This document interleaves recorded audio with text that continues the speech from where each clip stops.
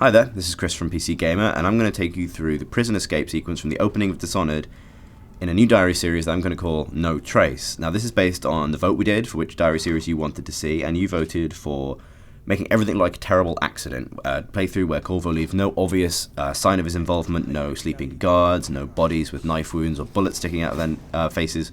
Bullets sticking out of their faces, you know what I mean?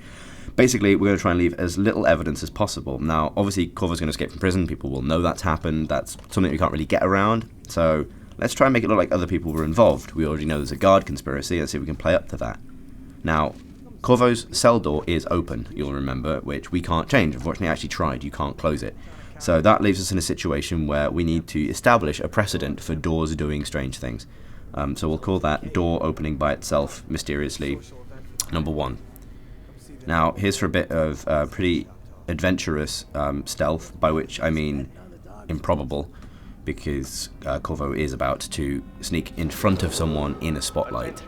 But again, I think there's a precedent for very large rats that presumably are wearing coats and have beards. So that's useful to us. I also like that man is doing such a sterling job of making sure no one escapes from the windows or even the far end of that corridor. Meanwhile, that guy goes over there. This guy realizes that that patrol was entirely pointless, and Corvo escapes in almost perfect illumination. At this point, I do take a gun, which I'm not entirely sure why I did, but you know, it was there. I have some thoughts about stealing things in general in this playthrough, and also about which button is for climbing, but never mind. And I figure it's alright for things to disappear, because you know, there are plenty of people around. It's a prison. People aren't necessarily going to assume that the master assassin you kept in the basement is going to be the guy that took 4 coins off a counter in a prison full of underpaid guards and God knows who else. So, yeah, likewise with taking keys. I mean, yeah, that guy would probably claim to have been pickpocketed. He could have lost his keys. The keys could have flown off and mysteriously opened this door by itself, which would actually suit the narrative I'm trying to establish. So, yeah, I mean, I have to do it for gameplay reasons, and might as well go for some kind of explanation. Can't actually open that door, I found out. And this man, on his busy patrol route of half a corridor and a big empty space. I wonder how much time it took to replace all of the banners in Donwall. I wonder things like this.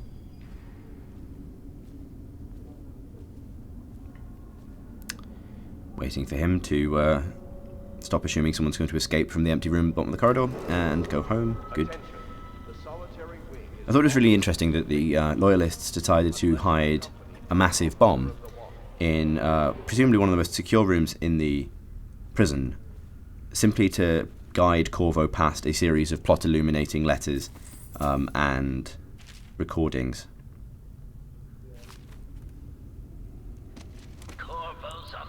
So you get to listen to a little bit of plot as Corvo steals another 2 coins and opens a safe, which again you can't close. So it's another instance of mysteriously open doors.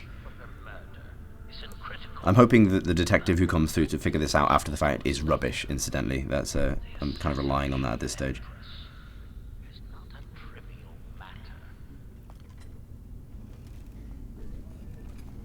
And we'll follow this guy, whose key we need. Now, some of these stealth sequences are clearly designed that you can do them without knocking people out or fighting. Others aren't, and that will become an issue in a minute, especially given the fact that this mission has to end with us blowing up a door, which is pretty much against everything that No Trace stands for, and against all of the rules we've established. So, at this point, I am trying to figure out a way of doing the rest of this mission without, well, even though people are going to know that Corvo escaped from prison, without making it look like Corvo was necessarily the one doing all of these things. Another flying key.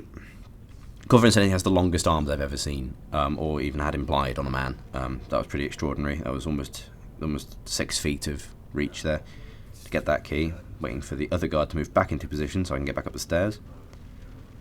Now, this room, I actually thought there wasn't a way of getting through it without choking one guard out, usually this guy on the right, but there actually is, but it does require this man's smoking habit to be so intense that he can't see or even hear other things while he's indulging himself.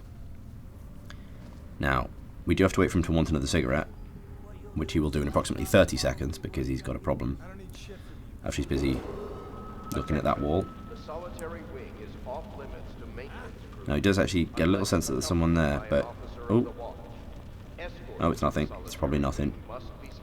Just admire that poster, and then look at his feet, and then poster again. Have a think, strike a pose, look at his feet, strike another pose. Really decide that you want a cigarette. Come on, come on.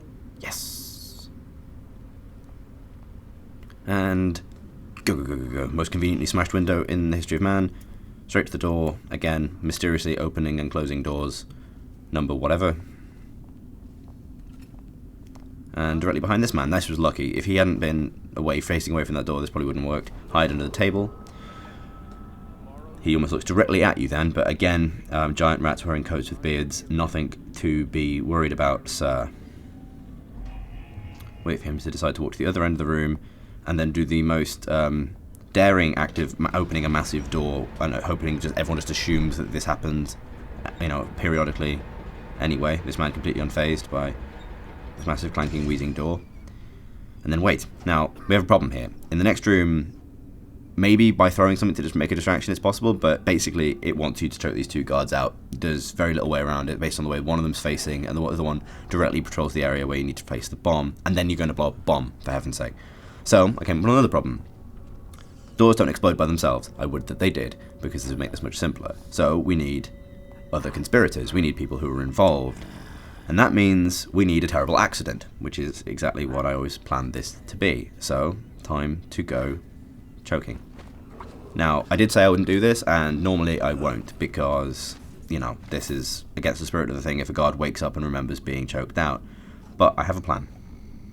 We deposit this guy here, and then look for the other one, which is going to involve some extremely stealthy hopping on a pipe, because that won't make any noise. And look, nope, thank God he's not there, which means he's already in position. Good, just to wait for a second.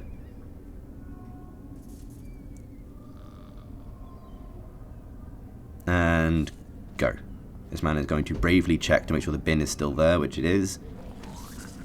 Now, if these two men were involved in some kind of conspiracy to blow up this door, the worst thing that could happen is the bomb went off prematurely, killing them both.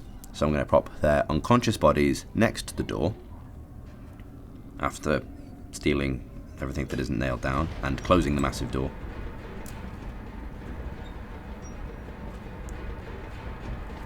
Take both of them.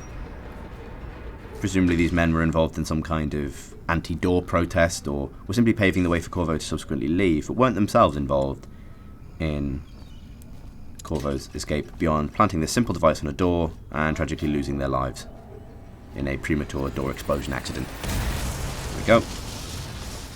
2 dead guards, but what are you going to assume? A man choked them out, hid them next to a door, then blew up the door with a clockwork bomb that was left in the safe in the most secure part of the prison? That seems ridiculous to me. So let's hope Occam's razor can cut through this thing like a knife. Or a razor. And we're into the prison. I mean the sewer.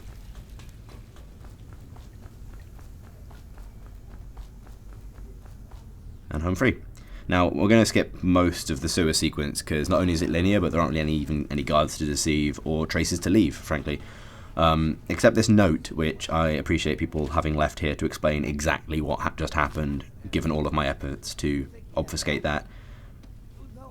There's also an important lesson to be learned here that the game teaches you about rats and their hunger for human flesh that is going to come in really handy when we need to make things look like terrible rat-based accidents later. I like to think this is Corvo thinking, learn a lesson. Also distracting some guards with a sick bottle rebound that was entirely deliberate, so that I can steal some copper wire and then escape over a giant pipe. And other than that, it's pretty much clear on to the end. So join us on Friday when we'll be taking on the High Overseer with more of a plan, let's say, and more magic powers to use in order to execute it. But hope you enjoyed this, part 0, I guess, of No Trace. And yeah, thanks for watching. Like, rate, and subscribe, and check back soon.